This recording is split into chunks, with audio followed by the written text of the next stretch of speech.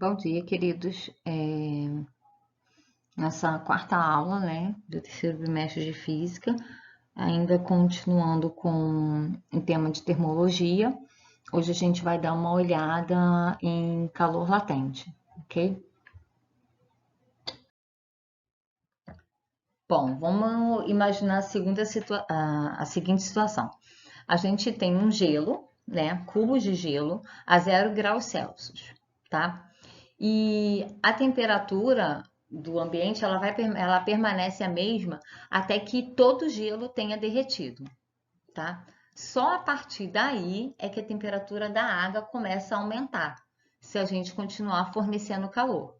Então eu tenho cubos de gelo, eu estou aquecendo eles, né? Enquanto esse gelo está sendo derretido, a temperatura permanece a mesma, né? A partir do momento em que esse gelo derreteu, se eu continuar fornecendo calor, aí sim a temperatura daquela água, né, do gelo derretido, que agora já está no estado líquido, ele vai a temperatura vai continuar a aumentar. Quanto maior for a massa de uma substância, né, obviamente eu vou precisar de mais quantidade de energia para mudar o estado daquela daquela substância. Por exemplo, se eu esquentar um copo d'água, eu vou precisar de tanta quantidade de calor, né, de energia. Se for 1 litro de água, eu vou precisar de maior quantidade de energia, ok?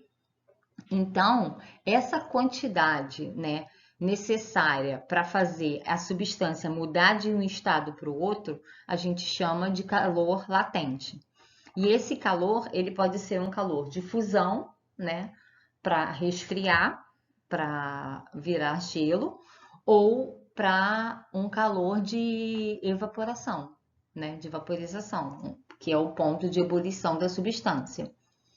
E aí, no Sistema Internacional de Medidas, o calor latente, né, ele é usado, ele é expressado, né, a unidade de medida dele é o caloria por grama, tá? A gente chama essa quantidade de calor de Q. Então, Q, que é a quantidade de calor, necessária para fazer uma substância mudar de um estado, depende da massa, certo? E do calor latente dessa substância.